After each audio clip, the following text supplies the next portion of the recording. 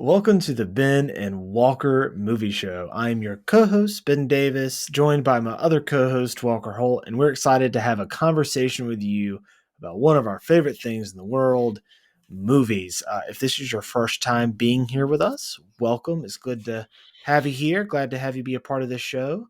And while you're here, be sure to smash that subscribe button so you can stay up to date with all the latest content that we have for you guys, and leave a like for us as well, because that helps keep our show noticed and in the algorithm, and it would mean a lot to both Walker and I.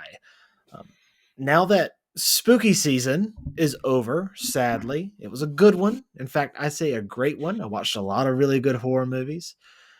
We're back to our regularly scheduled programming, where outside of the last week of the month, which is where we do our deep dive, this is our weekly show where we break down news that interest us and talk about some things that we've been watching that we want to kind of give our thoughts on. Let you guys know if it's a must see, go see it, rent it, or a skip it. Now, with all that said, Walker, how are you doing, sir?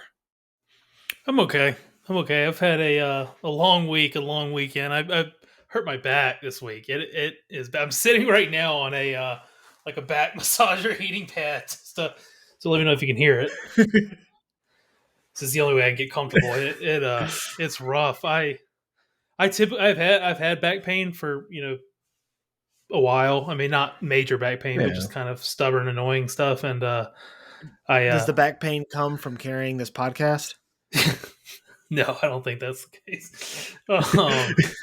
I I played golf last week. I mentioned it, and afterwards my back was sore. It was almost like a good sore though. I just felt like I did something and like kind of engaged my core a little bit, and and I noticed throughout that week like it was sticking around a little longer than normal. I lost about 30 pounds from my wedding, and I think I've put back 32 of them. So I don't think it's doing my back any favors. But Wednesday night I played softball, and we had doubleheader. Played pretty hard for softball, I guess. And it was like 40 degrees. It was like 43 degrees, and there was like an hour break between the two games. So it was just like everything got really tight that night, and it was Really hard to stiff. yeah, it was hard to stay loose. And then we had a pretty competitive long game afterwards. And that night I was like, "Whew, I got to go to bed. I'm tough. I mean, I'm like really tight." And then Thursday morning I woke up and I was like, "Uh oh." And by Thursday afternoon, I fell down at Harris Teeter like three times. Like I would be Oh bent God. over. I would like bend over like to push the cart, and anytime I was bent too far or too long or whatever, anytime my core had to like engage to like support me, it would just spasm and lock up, and I would just kind of slowly. I couldn't move. I would just get locked, and I Just dropped like locked up a and you couldn't move. yeah, and I'd have to go down to like a catcher stance and then kind of roll over into my hip. I mean, it happened in the parking lot one. I mean, it was really like, God, Oh dude, it God. really hurt. So I called out of work for a couple days and went to the doctor on Friday, and I got some muscle relaxers and some steroids and some ibuprofen and stuff. And I'm gonna So it's been now it's Sunday we're recording, Did and they it's still not better. I mean, it's did they better. Excuse scan me. it, or No, I did they mean get like an X-ray on it or anything? no. I mean his he told me he would do an X-ray, but I mean his opinion was it's just due to like my explanation of what happened and my explanation of my history with my back and the type of pain I'm feeling being similar. It's more extreme this time, but it's a similar. I mean, sciatic pain that kind of Yeah. radiates on both sides and kind of comes around the front for me a lot. He was like, I mean, the X-ray we can do it, but it's just kind of an expensive process. I don't think your back's broken, so I Yeah. don't think it's going to change anything. And then we get into like MRI, and that gets even more. And it's like, let's. I just need a steroid pack and some muscle relaxers. Get me through the weekend. I'll rest. I think I'll be fine. And I still do think I'll be fine. I guess I'm just older than I was last time. It's just not happening as fast as I wanted to. That's what happens, man. We get older, and it used to be like if I have a tight bicep one week, it takes me like 2 days to get over it. I'm fine, or a week at most. Now, if my bicep is tight, or if my glutes are tight, or I have really like tight hips, I, then it takes me about 2 weeks to get them back to normal. I guess that's just the the curse of getting older, man. How's your weekend been?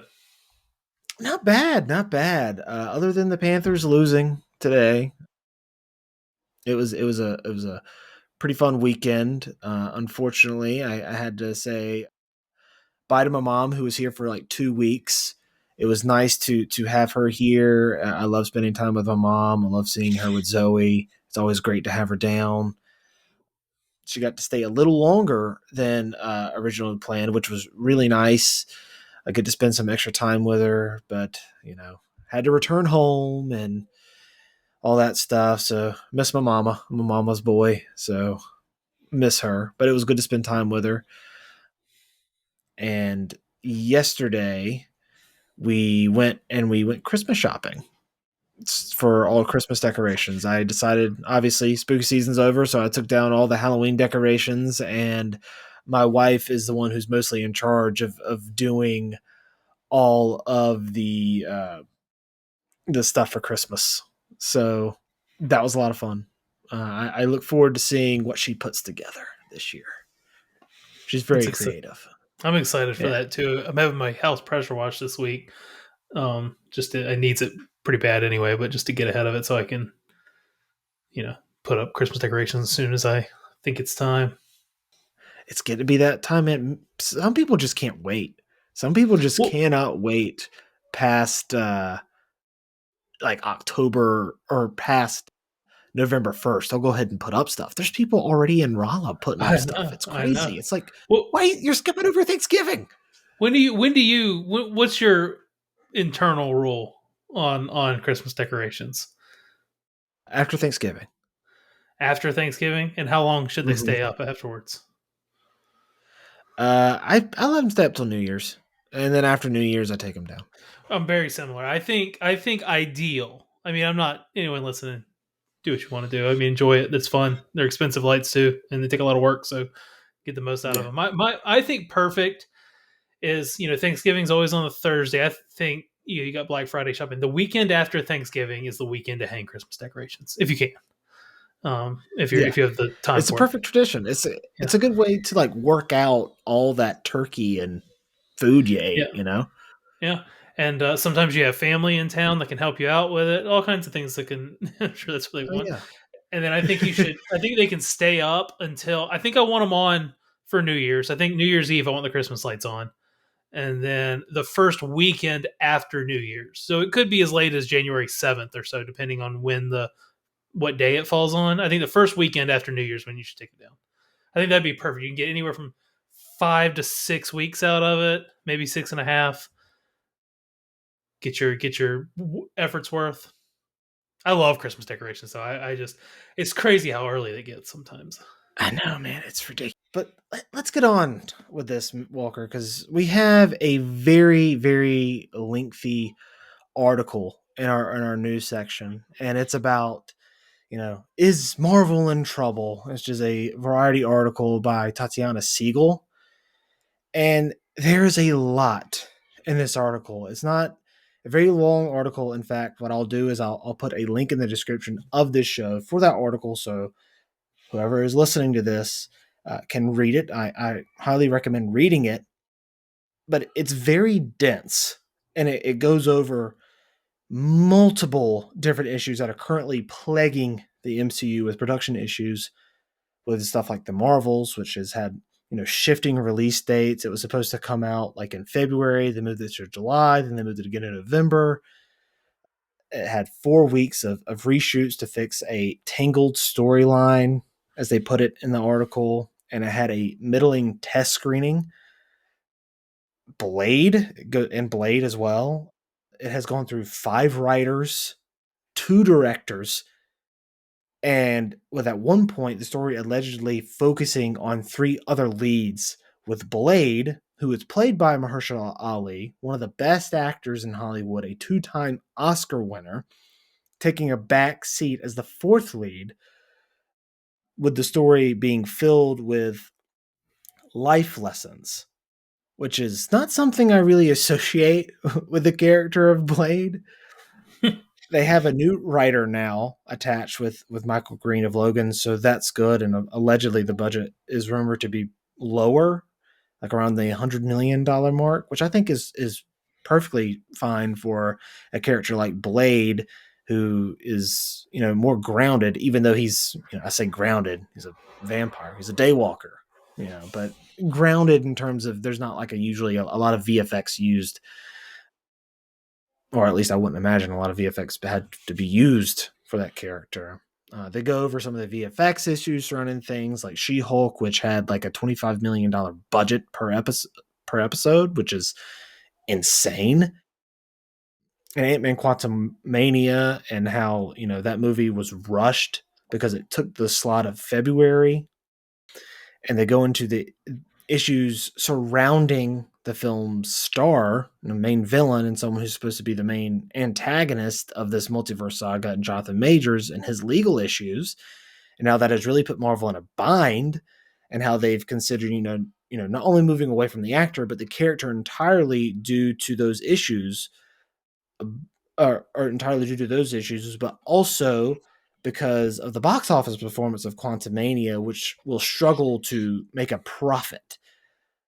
They may instead focus on Doctor Doom, which makes sense if you've had read Secret Wars. He's like the main villain of Secret Wars in the comics.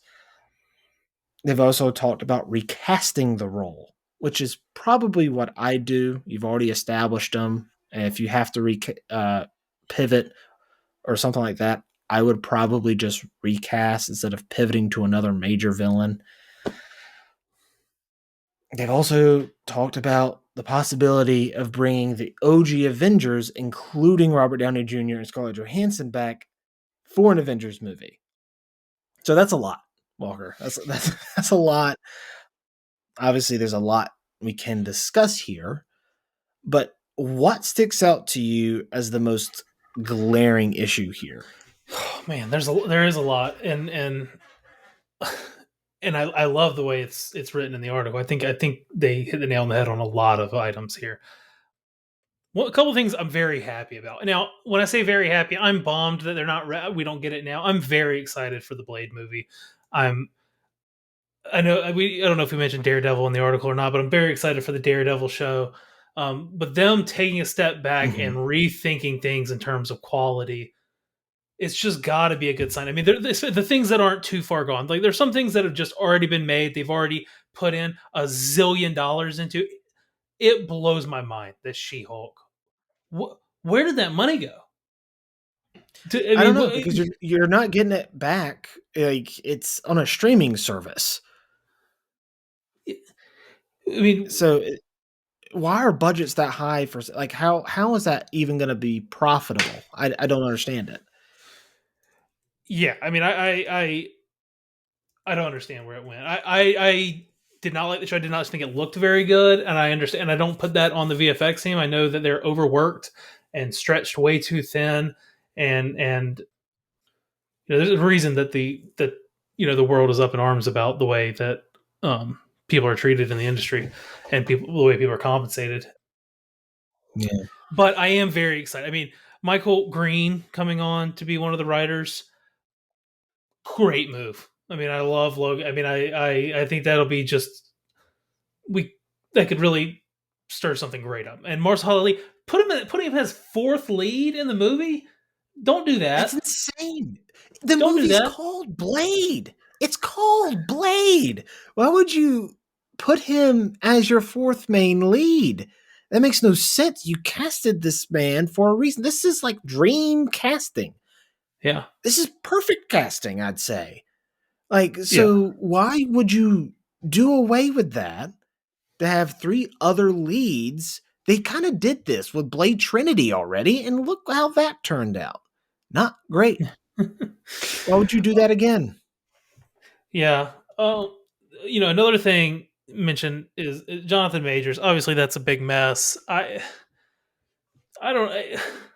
I don't even know what to say. I mean, obviously, there's way more important things than the MCU or movies in general and things Yeah. like that. I mean, being a human being and treating people correctly, and being just a respectful member of society is the most important thing. And no one deserves, you know, fortune and fame and a platform who are going to use it, who are going to misuse it. But I don't know what I would do to fix it. I don't know. I mean, recasting seems like a good option, but it's going to be tough because he regard in a vacuum. Watching him play this part in Loki and what we've seen, he crushes it just like he Yeah, crushes. he does an amazing job. And it's But going to be a big comparison there, and I don't right, mind and them. Good, sir. they've done it before. Is the thing, like Marvel has recasted before. You could do it again. There's plenty of great actors out there. It's not saying like you can just pluck Jonathan people that act like Jonathan Majors off a tree. You can't. He's take away in a vacuum. Just looking at him as an actor, he's a terrific actor. You can't just pluck people like that off a tree. You just can't. Right. So finding a replacement for him is going to be very, very tough. But are you just going to do away with everything you set up? According to this article, someone has seen the finale of Loki and says that they're kind of screwed. Like they've bet themselves into a corner. They've backed themselves into a corner with this character. And if you're at that point, you might as well just go ahead and recast, save Doctor Doom for something else. I know that he is the main villain in the comic run of Secret Wars, but I think at this point, you kind of got to save him and not pivot to him as a reactionary move. At least in my thought. Yeah. Another thought on here, bringing back the OG Avengers. I mean, obviously, I like Robert Downey Jr. He's my favorite part of the MCU. Yeah, Stop messing with it, man. Stop making things not mean as much. I mean, you're just taking away any sense. I mean, that's the personally, problem. I think Infinity War. I don't want to spoil this for later. I mean, Infinity War is so impactful because of the stakes there, and I understand it comes back, but like it takes away all the sacrifice in Endgame. It takes away so much that was so powerful to these characters, and not only the characters, the actors, like portrayal of them and Mhm. legacy that they're leaving behind with it. They went out on a bang. They went out with meaning and purpose, and now just to bring it back for clearly dollar bills, that's all they care. I mean, you're running into the same issue you already run into, pumping bullshit out constantly. Just let it build new characters and Like, stick with them. Let me see Shang-Chi more yeah, than once every 5 years. Let me see somebody I can get attached to. I can't name one of the Eternals. I can't name one of them except for Rob Stark. I don't know anything. They need to except give me for more Rob content with them Stark. and stop spreading me around into all this I don't care about. Okay, so here's the thing. Here's the ultimate problem, at least for me. I think you're correct. I think, as much as I love Robert Downey Jr. and Scarlett Johansson as actors, but I also love them in their respective roles in the MCU as Iron Man and Black Widow. That said, as much as I would be excited to have them back, also, like, it completely negates and takes away any stakes from anything they've done prior. Now, especially the ending of Infinity War or an Endgame, where they both sacrifice themselves and their character arcs, they're closed.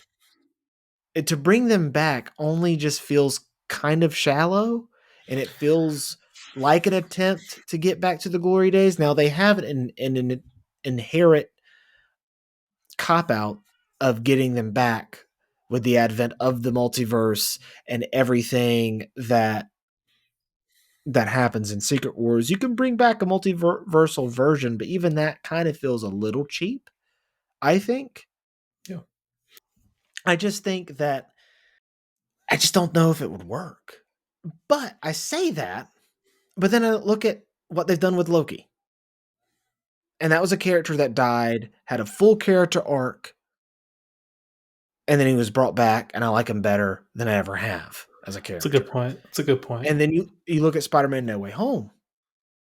Willem Dafoe, Alfred Molina, back as Doc Ock or Green Goblin and Doc Ock. They died, but then they bring them back, and it makes sense for the story, and it serves the characters within the story, which is the most important thing. they make that work. So maybe they could make that work, but I wouldn't bring them back. I would bring back the characters, but have them played by different actors. You Yeah, know, I think you made a lot of good points there. I think a lot of that makes sense. I just think I mean this is the reason I'm not a big multiverse guy either. I mean the I'm not multiverse just either. opens up some. It's such a I think it works. Multiversal story works if it's a one off, or if there is a story arc with it that's concise and condensed, like you have with Spider-Man Across the Spider-Verse, Spider-Man into the Spider-Verse, Across the Spider-Verse, and Beyond the Spider-Verse. It seems like that feels like it's going to work. You look at Spider-Man No Way Home, that really worked. You look at, I know there's varying opinions on this, but The Flash, I think it worked. Go ahead, Beth. I agree. But when you go beyond that and you decide to string out, you know, three phases into the multiverse, you run the risk of depleting any sorts of stakes or any sort of care, which is why if I'm Marvel, and it's like you said, it's good that they are noticing these problems, these issues that they are having, because that means that obviously they're going to try to fix it. But if I'm Kevin Feige, what I'm going to do is I'm going to trim the fat off of everything, and I'm going to have a very condensed, like, speedway through the multiverse to go ahead and get this era done, because it's clear that it's not working with audiences, and audiences have jumped ship because there's just too much to keep up with. I think this article really puts it in the best way possible and really sums up perfectly. It says here, the source of Marvel's current troubles could be traced back to 2020. That's when the COVID pandemic ushered in a mandate to help boost Disney's stock price with an endless torrent of interconnected Marvel content for the studio's fledgling streaming platform, Disney Plus. According to the plan, there would never be a lapse into the superhero affair, with either a film in theaters or a new television series streaming at any given moment. But the ensuing tsunami of spandex proved to be too much of a good thing, and the demands of churning out so much programming taxed the Marvel apparatus. Moreover, the need to tease an interwoven storyline over so many disparate shows, movies, and platforms created a muddled narrative that baffled viewers. Yeah, and that's kind of what you and I have talked about. I think we kind of talked about this like 2 weeks ago on our prior show, where we talked about the biggest issue is there's just too much. It's one thing to ask your audience to keep up with at most 3 movies a year. Now you're asking them to keep up with 3 movies and 3 TV shows a year or something like that.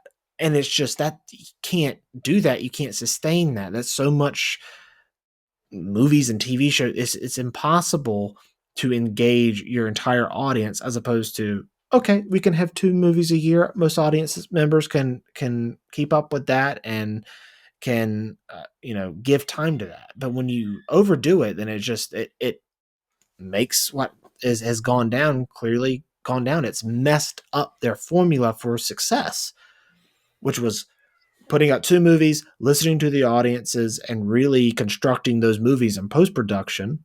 And that's what Kevin Feige has. That's his superpower. It's not creating this, 7-10 year long plan and coming down from you know, the mountain or Mount Sinai with these 2 slabs saying, "Here are the plans for the MCU." That's not never been the thing. That's never been his plan. It's always been respond and listen to the audience, which is why Marvel was such a big success and they were so consistent. No, but when you're having to keep up with so much, one man cannot do that. It makes it very, very impossible. I've rambled on, but Yeah, I it's agree with just, everything you're saying. I think it. I mean, you mentioned now it's 2 3 movies and 2 3 series a year, and those series I mean, if you go down by hours, those 2, 3 movies are 6 hours of content. One of these series is 6 hours, maybe 8 or 9 hours or 10 hours, depending on the show. And so all of a sudden, I mean, you're not just doubling or tripling the amount of content. It's more than that because of Yeah. this the length of it. And also, my thing is, who are they doing it for? Because the very casual fan isn't going to keep the very casual fan isn't going to keep up with all of this. I mean, Yeah. Like my they're not going wife to. used to keep up with all of the Marvel stuff. She doesn't anymore. Yeah, the very casual fan's not going to watch every single episode of every show and to be sure they see it right. They're going to go to the big movie when it comes out and be, like it's an event and like it's something fun. And then the hardcore fan, the ones like you or me that like just need that complete status. They need to we need to know the whole story and everything like that, and we want to earn the payoffs and the Easter eggs and things like that, and have a deeper understanding of the story. It's not for them either because the quality doesn't equal what they want. Because now No. I just don't know what they're doing with the TV. I mean, and I don't really know off the top of my head like a side by side with like Marvel projects versus Star Wars projects, but I think Star Wars has done it much better.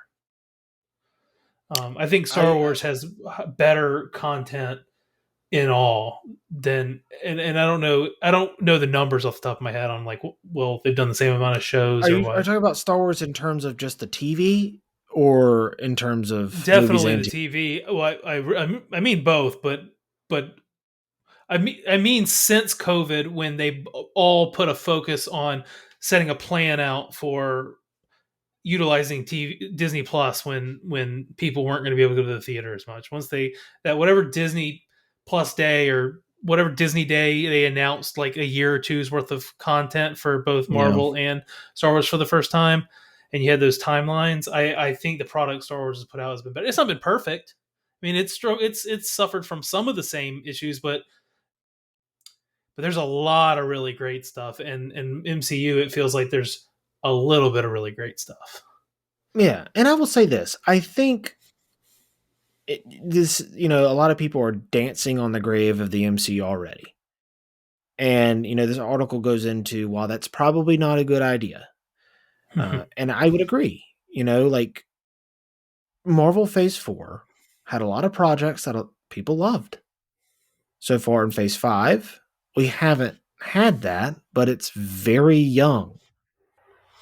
Yeah, I yeah. mean, Guardians of the Galaxy Volume 3, that's it. A lot of people did not care for Secret Invasion. A lot of people didn't like Ant-Man, Quantumania. Word on the street is that the Marvels is not so good. We'll know by this time next week if it is or isn't.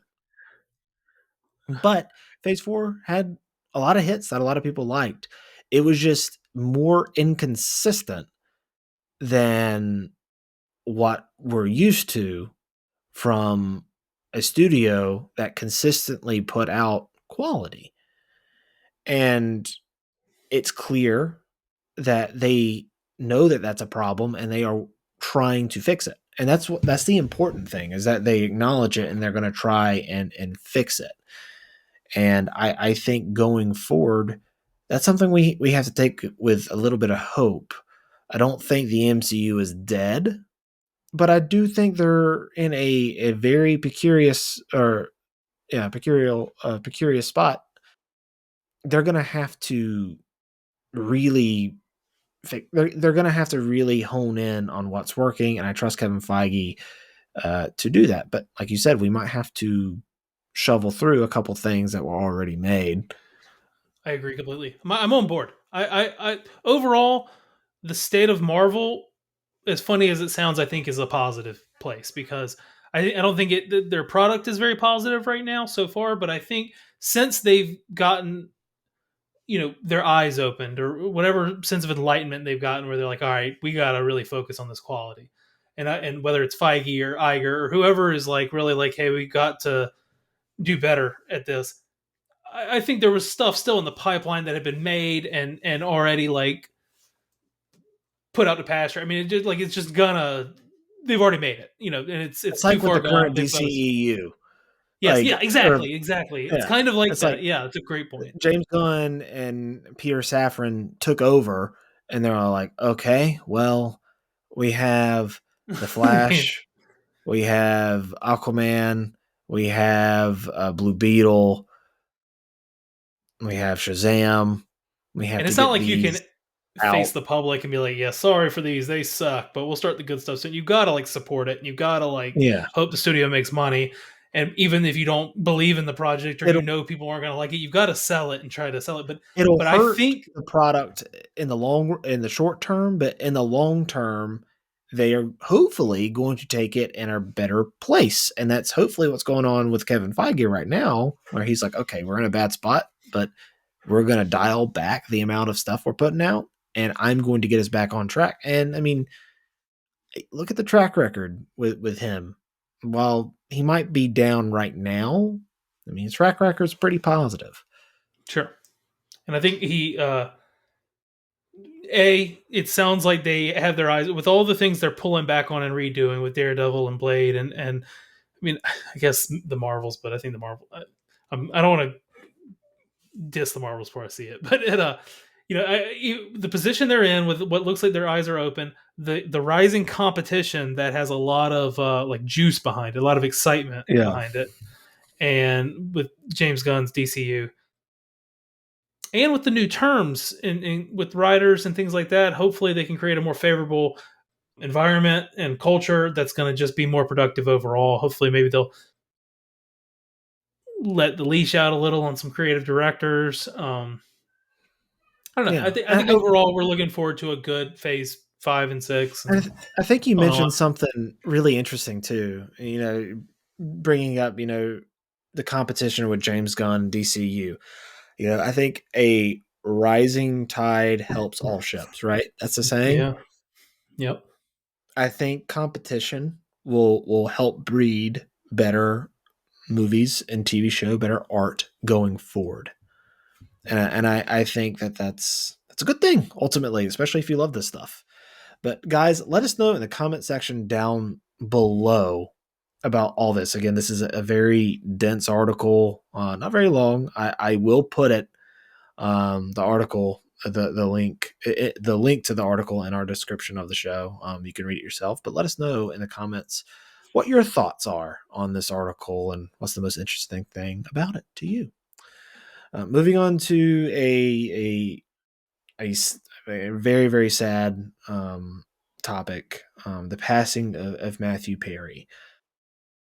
He's best known for playing Chandler Bing on Friends. He died. He was 54 years old. He passed away on Saturday, October 28th. This really sucks. Excuse me. Whew. This really sucks, man. I don't know what else to say. This Yeah. this is awful. I grew up watching Friends. It's never been a show that like I've sat down and watched all the way through. But if you pop it on an episode, I've probably seen that episode. He was always my favorite character on that show. And, he's had a couple of really good movies. I love the whole 9 yards. Him, Bruce Willis. That's a really good one. My favorite movie with him is Fools Rush In. Him and Selma Hayek. It's a great rom com. It's really unfortunate. This 54 is pretty young. That's pretty Yes. young, and he will be missed, man. That really really this sucks. Yeah. It is very sad. I have seen Friends all the way through. He was Chandler Bing was my favorite character in the show as well. 54 is young. I mean, it just. I mean, when Friends was on the air, I was so if I feel very connected with them. Where I mean, some of them just hit harder than others. I don't know why. I mean, Kobe Bryant for me was a big one that like was kind of That hit tough to hard too. Yeah, accept. And this is another one that really you know I texted you immediately when I heard about it. Like my mom texted me about it. It shocked me. It just took me back. I mean, we all know he had some like struggles throughout his life, but it seems like he spent the majority of the later second half of his life trying to help people. I mean, and trying to help people overcome addiction and the different types of you know demons he had to face. And I've read a lot of stuff on him in the last week, just via social media and the news. There's been a lot of like quotes of his and old interviews popping up of what he hopes to be remembered for, and and it seems like a lot of different accounts and shows are doing a good job of spreading that word that he'd like to be remembered for someone who helped people. He helped people get through addiction, and even when he couldn't help himself as much, he felt like he was good at helping other people, and he hopes that he left the world in a better place than he found it. So, and I think he probably Yeah. did. So, And I read some of those accounts too, and that's incredibly touching. He spent a lot of his, like you said, a lot of the latter part of his career trying to help people overcome addiction. He's been very vocal about his struggles, and it's always really inspiring to see someone who struggled go out of their way to try to impact those who are currently struggling to help see them through it and leave the world a better place. And it's clear that that's what he did, not only through his work on Friends, which, sitcoms get a lot of hate sometimes when people are like, oh, that's not, real TV. But sitcoms like Parks and Rec, stuff like Friends, stuff like The Office, stuff like How I Met Your Mother, the reason those shows are so good is because if you're, you know, lonely or if you're down in the dumps, those are the great shows to put on because it makes you feel like you're with your friends, right? Especially with a show like Friends. It makes you feel like you know these people because you've been with them for so long, and I think that that's why his death, Matthew Perry's death, has been so impactful. It's because people love the show Friends. They love Chandler. And this character passing is kind of like one of their friends passing. And mhm. it really sucks. There's no better way to put it, but he left a legacy behind of helping others. So that's wonderful. He'll be a legend. He's an iconic role in an iconic show, and with a lot of great work surrounding it. Um, Yeah. we do have a couple trailers we can get to. The Fall Guy. This is expected on March 1st next year. It's starring Ryan Gosling, Emily Blunt, and Aaron Taylor Johnson. Ryan Gosling plays Colt Seavers. He's a stuntman who left the business a year earlier to focus on both his physical and mental health, and he's drafted back into service when the star of a mega budget studio movie, which is directed by his ex, goes missing. This looks hilarious. I This mean, looks Ryan awesome. Gosling's so funny. Yeah. He's I mean, like channeling his inner guy that he plays from The Nice Guys, which I freaking love that movie, yeah, mixed yeah, with Ken, and it seems like they're yeah. merging into one person, and I love it. This movie looks like it's going to be so much fun. It looks so ridiculous. He's just a great actor. I mean, because Yeah, he's got the qualities of a leading man. He's got the qualities of a character actor. He's got quality. I mean, he's hilarious, dramatic, got the good look. I mean, he can be stoic in like Drive and Blade Runner and things like that. That he has to be kind of mysterious and stone faced and whatnot. Also, David Leitch is directing the Only God movie. Forgives is another one where he's Yep. very stoic. Mhm. And he can be suave and cool, like in and funny in Crazy Stupid Love.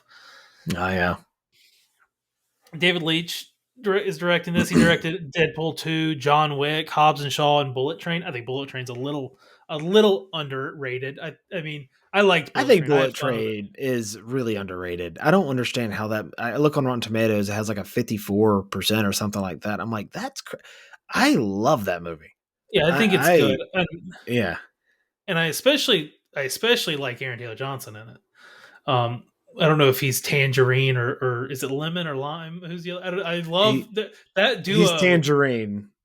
Okay, and Tyreek Henry is and the other one's lime. Brian Tyree Henry. Yeah, it's lemon and tangerine. Yeah, they're great together, and the movie's fun. I mean, I'm not saying it's the best movie of the year, but it got like kind of pooed on, and Meh it's not. reception. Yeah, It's it's a pretty lot of good, fun.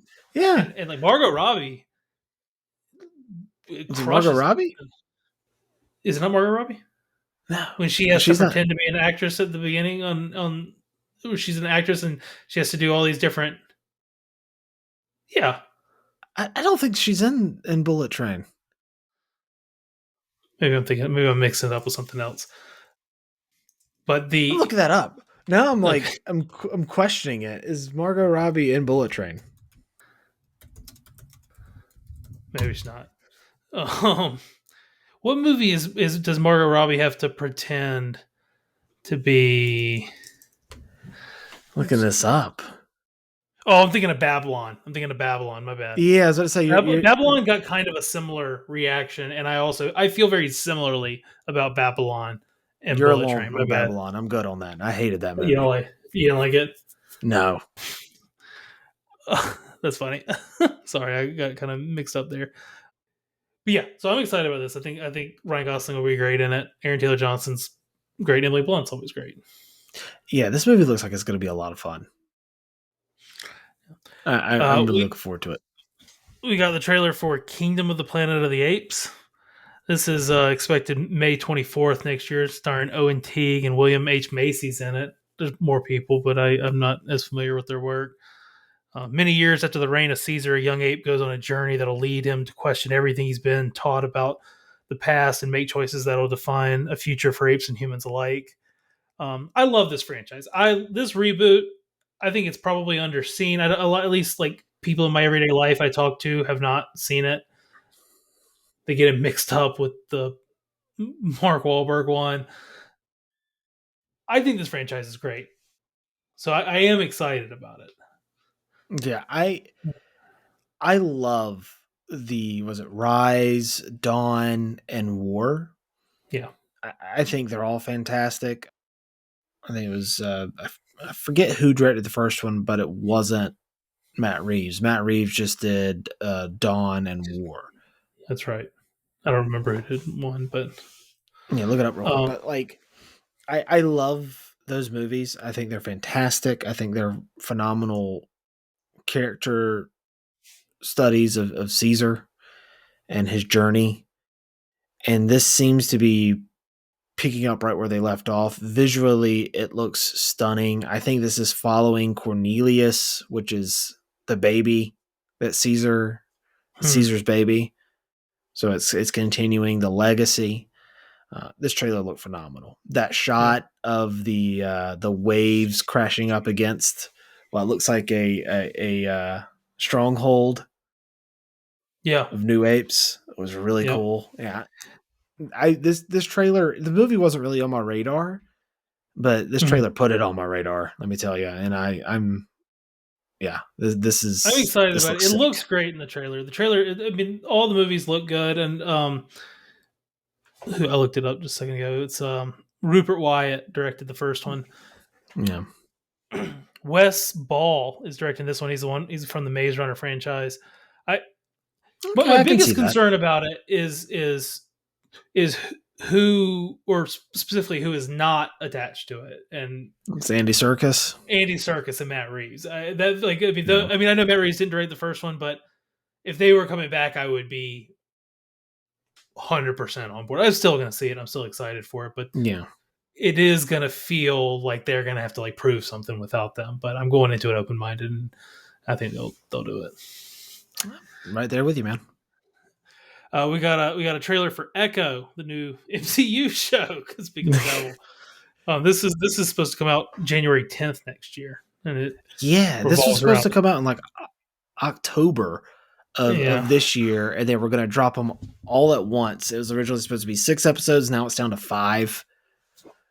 really. There's some issues. Yeah, Notably, I think it's MCU's first TVMA project. yeah, which shocked me. I did not hear that or anything like that. I thought, I thought the only R-rated sort of thing they were going to do was Deadpool, but clearly not.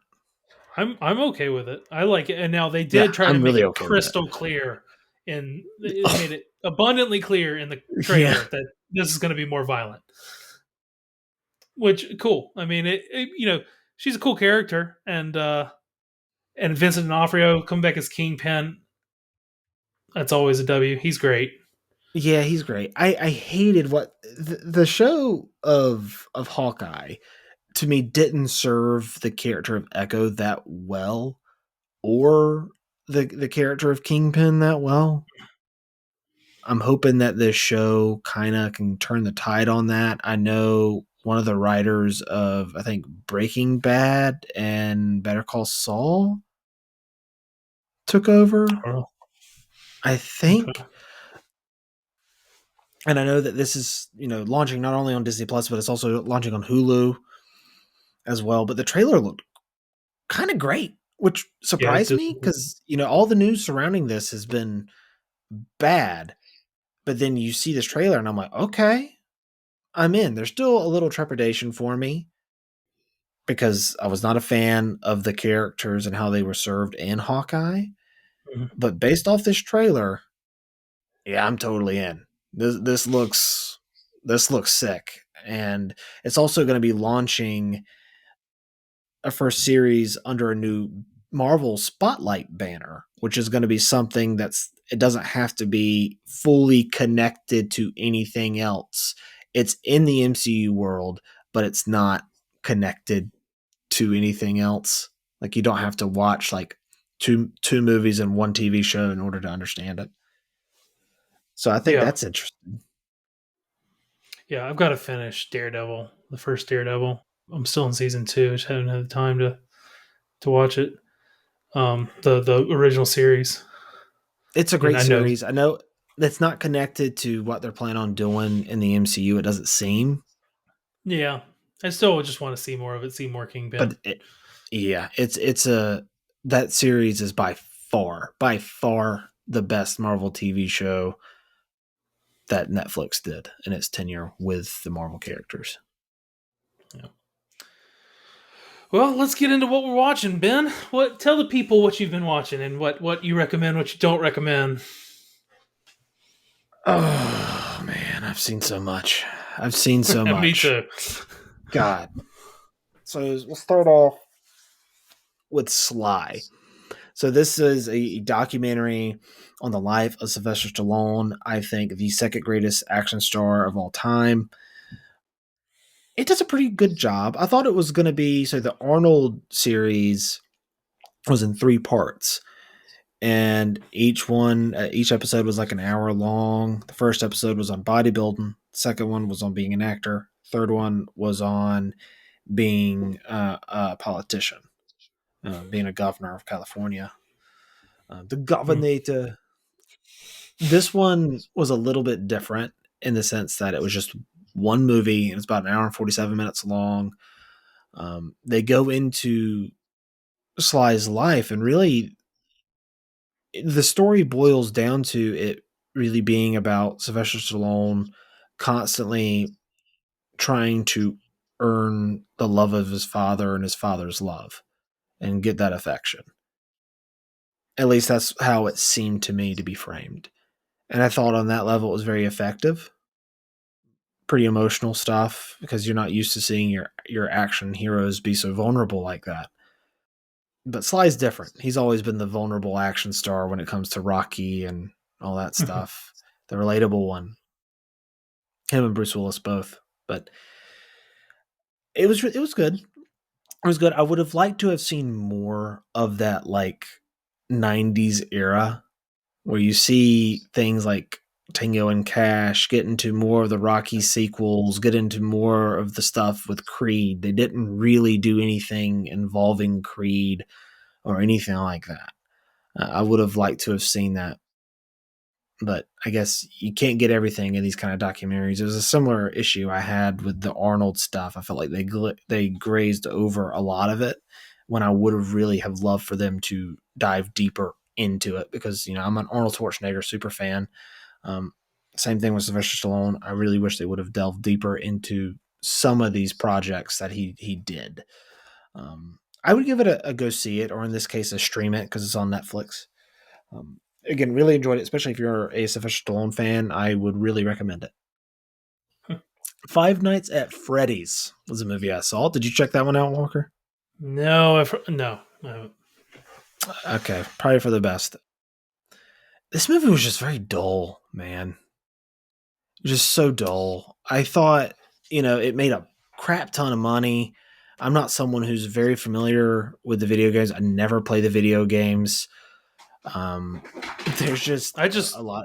Baloo, my dog, clearly disagrees. He was shaking his head in the kennel. I don't know if you heard that. I just learned it was a video game like the other day. Yeah, it I was was a talking to a big bunch of sensation when it came out. Like people love to watch people like streaming it. can't believe I've never heard of it. Yeah, I've never played it. I knew of it. I know of it. It's creepy in parts, but overall, it's just very dull and overly long. This movie should have been like maybe an hour and 20. It's an hour and 50. Josh Hutcherson is good in it.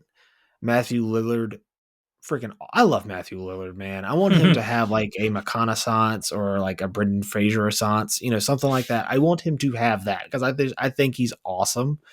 Not just saying that because I want Stu to come back for Scream 7, but I thought he was good in it. But everything else about it, it's very dull. Been there, done that. It's not very scary. Uh, it's yeah, wasn't for me, man. Was not for me.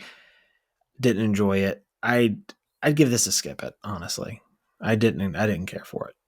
I haven't heard one good thing about it, except for I've got a bunch of people on my work team are a little older than me and have teenage kids, and they all say their kids loved it, which I guess is why I guess that's what mattered. Yeah, I mean, it's who it's made for. a lot of people who are fans of Five Nights at Freddy's, the video games, love it. It's just it's not for me. Like I Yeah. was struggling while watching it. It's not horrible. It's just not good and not memorable.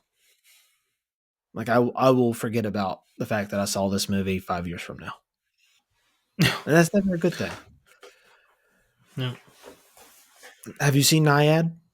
The is this the Netflix Yes, this biopic? is this is the Netflix Jodie biopic Foster. on Diana Nyad and her journey as a 64-year-old woman swimming from Cuba to Florida. Okay, okay. I know this story more than I thought I did. Yeah, so I popped it on. I've heard a few things about it. I've heard it's fantastic. Fantastic. It's directed by the the guys who did that really awesome documentary. I think it's Free Solo. I knew it was gonna be that one. It's always that one. Every time Hmm. someone, I never And seen that, but I hear amazing things they about that. do such a good job. Yeah, so Free Solo is great. This movie's amazing. Really? I, oh, dude, I loved it. I loved it. Annette Bening, shooing for an Oscar nomination. She is wonderful in this.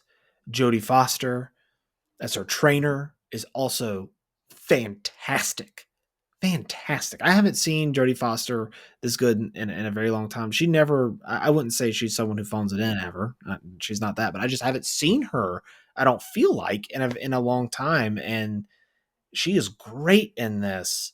And their partnership is the heart of this story. And it's, you know, Diana Nyad's her persistence to keep trying despite failing, several times. I think it takes to like her sixth time or something to, spoiler alert, do it. You can look up the true story.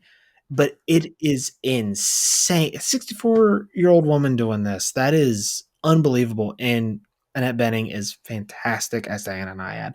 I think Jodie Foster once again is phenomenal in this role. I think Reese Ifans is great.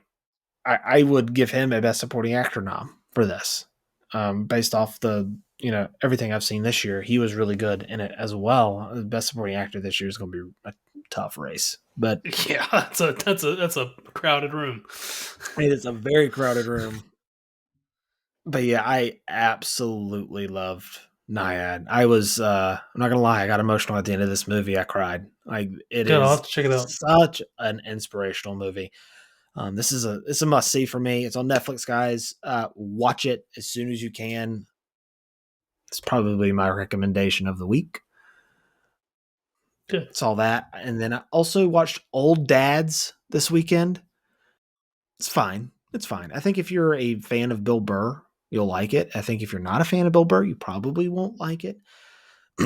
As a comedy, it was fine. It was fine. I'd give it like a rent it, which on this net it's on Netflix right now, but it didn't emotionally tug at my heartstrings, nor did it was it so funny that I was, bursting out of the seams laughing at it. It's fine. It's serviceable. I don't regret watching it. If you like Bill Burr, recommend it. And then I watched South Park, the Pandaverse. I'm sure you or Panderverse. Have you seen any of this? Any clips of this? Are you a South Park fan? I respect South Park and think it's funny. I've not seen a lot of South Park. I watched the original COVID episodes and they were funny. But no, I don't Yeah. know the Pandaverse. So I am a big South Park fan. I've seen all the seasons. In terms of like the adult animated comedy shows, this is my favorite. I think they are the smartest. Trey Parker and Matt Stone. I think they're the smartest comedy bunch there is. I think they're hilarious. I think they're very smart in how they construct their shows and how they give it to everybody. Man, they hold no prisoners. This episode was very similar. They hold no prisoners and they make fun of just about everything. I thought it was hilarious. I thought it was really funny. They take a lot of cracks at Kathleen Kennedy, and it's funny how they do it because there's times where I love the Kathleen Kennedy era of Star Wars. There hasn't really been a project I've disliked in the Kathleen Kennedy era of Star Wars, but they definitely go after her in this episode. But they do a good job of kind of humanizing Kathleen Kennedy and pointing out some things that fans do that aren't great, And I really enjoyed the episode. Now, this is a must see for me. The Fall of House of Usher. Finished that one up, man. Uh, Great series. Once again, Mike Flanagan crushes it. Must see. I love that. I love that series. Fantastic. Been seeing it pop up on the banner. You I'm need to check it interested. out, man. You need to check it Interested. out. So I mean, I've said a bunch of this already. There, and this may be a pattern here coming up. I mean, now that the weather's changed, I got married earlier this year. Planning the wedding was much more difficult than I expected it to be, and I got way behind. I watched too much TV. I keep it very organized in a list of how many episodes behind I'm on, what day the episode comes on, what's in season, what's in syndication, what's canceled, and it's all organized pretty thoroughly. I got like 125 episodes behind of my TV that I watch. And then, there's always recommendations for more Insane. content. Marvel's put out 7 new shows since I got married 6 months ago. So it's hard to keep up with it all. And I obviously prioritize things, things that are going to be like water cooler shows I know we're going to talk about, things like that. So a lot of this is going to be me catching up on like some stuff I saw last week. I finished up a bunch of Walking Dead stuff, did not like it, and I don't want to come off like a negative Nancy either, but there's kind of a reason that these shows have gotten the cold shoulder for as long as they have, because I haven't been quite as excited to see them. I think, what did I watch this week? I watched Truth Be Told. This is an Apple TV Plus.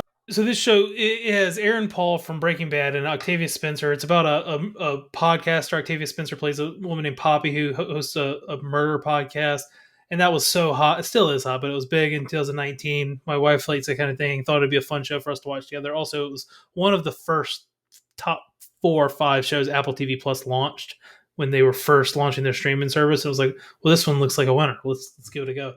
I never really liked it. Liked each season less and less. My wife quit on it. She couldn't do it, and I do have like a bit of obsession with finishing some of the shows, and I tend to. You're And a everyone glutton tells for me not to do it. punishment. Yeah, it's hard for me to commit. I mean, I'll quit at a certain point, but like if I've seen 2 seasons of a show and they're like, "Hey, this is the third and final season," I'm gonna finish the story. I can't not Yeah. finish it. And that's about like my minimum. But like obviously, if I've put in like Walking Dead stuff, it's like, oh, you've watched 22 episodes of TV and there's 6 episodes left, and it's like, yeah, I'm gonna finish. But skip it. Don't go see it. It's not very good. I mean, don't watch it if no one's forcing you, don't watch it. My wife and I finished up You. That's been out for about 8 months now. Have you heard of You? It's I think my wife watched it.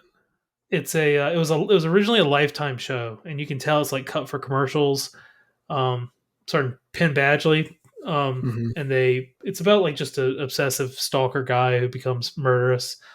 Um, First season was creative and fun, and it was very clear very quickly that the quality of it was too high for Lifetime. And so Netflix bought it and was like, "Hey, we're gonna put it on Netflix and we're gonna rebrand it as a Netflix show." And then they produced the the the rest of the seasons. This was season 4, or I think 4, which is the penultimate season. There's gonna be one more final season. It's tough. Some of these shows have some really great seasons in them, and I'm gonna talk about one more. I think it's kind of overstayed its welcome. I think it's done. Again, I put 4 seasons into it. I'm probably gonna finish it though, but. And in a similar vein, but more positive, I finished Billions. Billions just put out its final season, the Showtime show with Paul Giamatti. Yeah, I've heard you talk about that before. Billions has great stuff in it. If you watch the whole season, there's several seasons of Billions that are fantastic. And I do think they stuck the landing as well. I would definitely, I'd give some of Billions a must see, but overall, I definitely give it a go see it. I mean, I know that's doesn't quite line up with the streaming TV shows, but you get my sentiment on it. They're very big on culture references. They're very, they'll use analogies or similes or metaphors to like compare it to like a movie or a book or a play or something, or a musical artist in every other line. And it almost becomes like a parody of itself by the end of the show, where every other sentence is like, dude, I don't even know what you're saying anymore. I can't keep up with like you're laying this on thicker than a somebody baseline. It just nonstop like. And I'm the guy that like loves that kind of thing. I love like Yeah. pop culture references. I love like understanding them and stuff. But this is just too much. But overall, the show is pretty good. I think they stuck the landing. Give it a go see it. Big Mouth animated series on Netflix. You ever seen it or heard of it?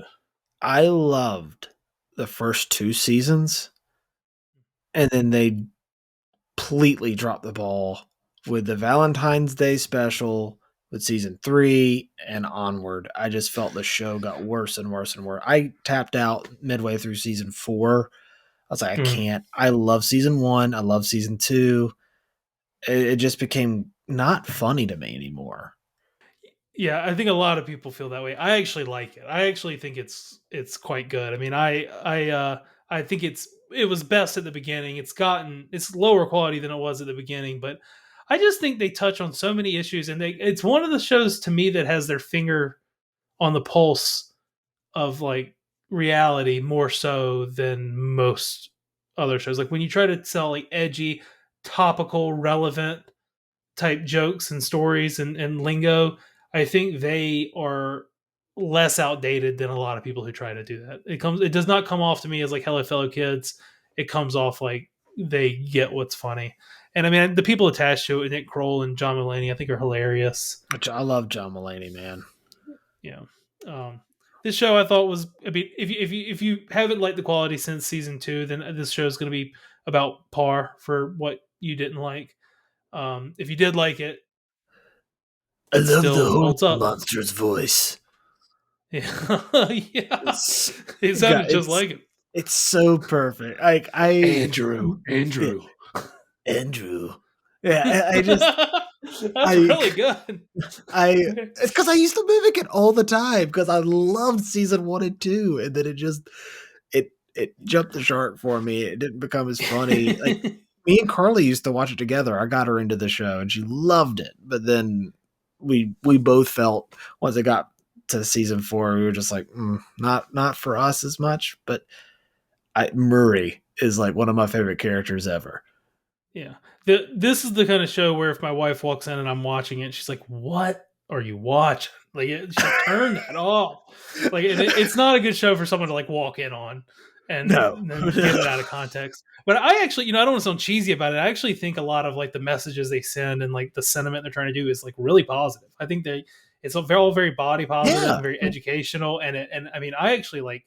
It sounds silly to say, but I actually learn from the show a little bit, and it like helps you understand, helps you, enlightens you a little more, and helps you be more tolerant and more accepting in things of people who are different. But overall, I like it a lot. My wife and I also finished Only Murders in the Building. A little late on that, a couple weeks or months. That show, have you ever seen that on Hulu?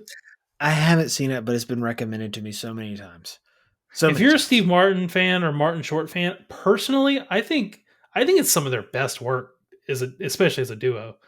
I Really? think they are so funny in that show. And Selena Gomez is also great in it, and now they add in new characters each season. And this season, the guest characters were like Paul Rudd and Meryl Streep, both crushed it. I mean, it's so funny, and it's a great whodunit. It's a mystery that you can sit next to someone and ask them every episode. They're 30-minute episodes, quick and easy. There's only like 8 to 10 episodes a season. You can knock it out quickly, and you can have a great time. I definitely recommend it. It's an easily recommendable show. Okay. So I would call that a must see. And I watched 3 movies this week to finish up spooky season. I finally watched Pearl. Did you like it? Very good, very Right. good. I How about that ro- monologue at the end? unbelievable. Could and the title, the credits with her Dude, just staring at the screen, just smiling in the crying. corner. Oh my god, it's so It's oh yeah, it's haunting. she's very talented. Mia The whole Goth's awesome. movie, yeah, the whole film though, she's going nuts. She's just a nutbag in this movie. What do you think of Superman in the movie? It's my first time I've seen his work. Definitely has the look, definitely has the cadence and the voice and the presence for it. So yeah, I'm on board with it. First time Yeah. I've looked him up and I've heard the news about him, but this was the Only first thing I've time I ever had. seen him in. Yeah. Yeah, me too. So yeah, I'm on board with it. Right there with X. I'd probably give this probably an 86 out of 100 if I must see. I think it was fantastic. Also, another good note: finished up scary season. Watched It Follows 10 years later. Is that just recently had like a resurgence of popularity, or is it just No, always been popular and it's always I been just missed it? popular in horror circles. A lot of people really love that movie a lot, including Yeah. myself. So Maybe did it just recently get added on Netflix? I don't know. It just feels like it's been I think recommended to me so. recently. They just announced the Very sequel. good. Yeah, yeah, very Called good. It They was it was Follow. smart. It was smart. It reminded me. So I watched it on Halloween last year. On Halloween, my wife and I watched Nope, the Jordan Peele movie, and afterwards we were both like, Great. "Yeah, it was good," but like we're kind of confused about a few things. We didn't quite like it. Didn't hit us exactly like the deeper level stuff. We didn't grasp the first time around, and we got online and we read a little bit about it, and then we talked about it, and we like, well, that's cool, and we kind of worked it into like, actually, I think I like this a lot more. Let's watch it again, and we watched it the day before Halloween, and then we watched it again on Halloween, and we Hmm. both liked it a lot the second time we watched it, and we're like, that was a lot better, and it was one of my favorite movie experiences I've ever had with Jess because it just we both went from I liked it to thinking about it and looking it up and learning more and then watching it again, liking it. Similar with this, except for we haven't rewatched it, but we both liked it immediately. We both got online, started reading some of like the things the director has said about it, and it was just very smart,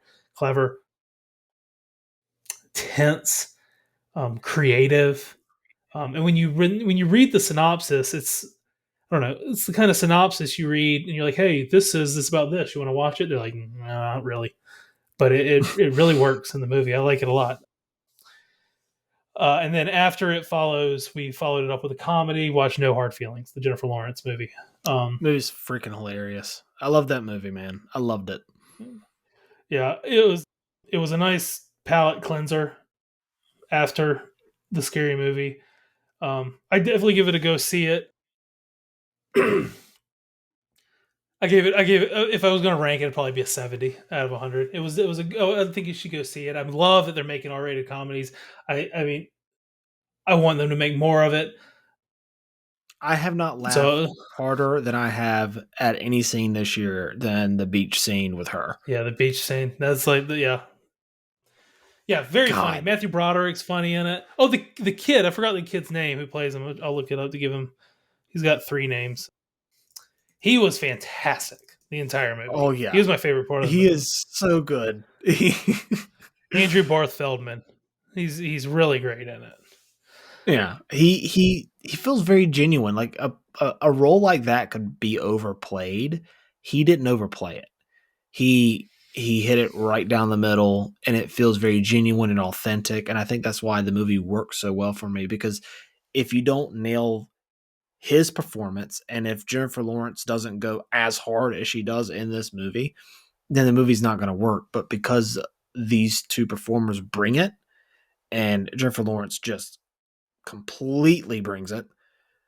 Like it makes you, or at least it made me buy into the movie a lot more because this is essentially like a better executed failure to launch, which Yeah, is it is.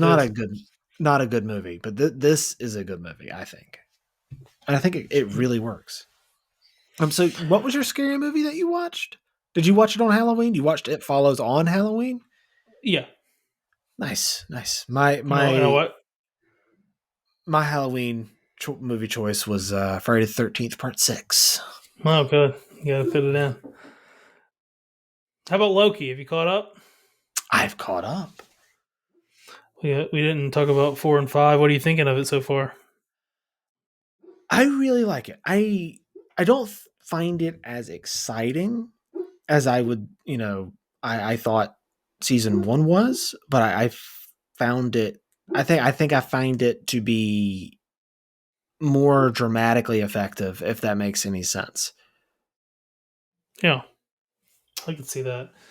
It And I yeah. this Go most ahead, John. recent episode, no, you're fine. I find this most recent episode to be really cool where they leave it with him seeming to be the master of time. Yeah, this one seemed.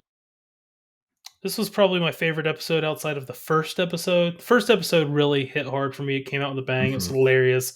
I was all on board, and I've liked every episode since.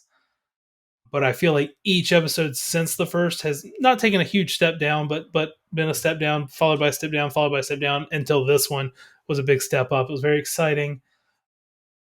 Got a lot going on with it. It's a lot to keep straight in the show. It's a little confusing, There is, yeah, but you know, convoluted by Tom nature. hit. Yeah, I mean, just the concept of the plot is gonna always be complicated. I mean, Tom Hiddleston, though, Owen Wilson, all fantastic. Love the way it looks. I mean, Jonathan Majors is great in it. I have no idea what's going to happen in the finale next week. Do you? I don't. Based off of that Marvel article, he's seen the finale. He says Marvel's screwed, so I'm assuming he's going to show up again and Yeah, that's true. maybe mess up some stuff. Mr. Kang is going to show up again, so we'll see. If I had to predict that something like that's probably going to happen, right? Yeah, I would think so. But overall, I'm loving the show. I think it's the best thing Marvel in a while. Definitely the best TV show, Do you and like I it? mean, You like it Guardians better was great. than? I was about to say, you like it better than Guardians. No, they're on It's par. I hard to mean, I decide because it's like watching. It's hard to say because it's like watching two. Because you haven't finished Loki yet. It's kind of an unfair question for me to ask you because it's like judging a movie based off the first two acts, and not seeing the third. You know? Yeah, that's. I mean, that's definitely the right question. Ask me again next week, and we'll Yeah. decide. But I mean, regardless, I imagine they're going to be close. I imagine they're both going to be in like must see territory. I mean, unless they just really wet the bed in this last episode. But I'm excited for Marvel's it. been known to do that with finales. They have done it. Yeah, it's not unheard of. Now we did get Invincible back. Did you see that?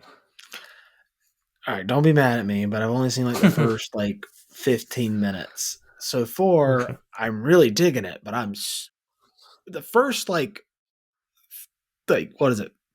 7, 10 minutes or something like that. I was like, what is going on? I felt like that meme, like, what? What are you talking about? That's what I felt like watching this. I was like, what is going on here? I did not expect this.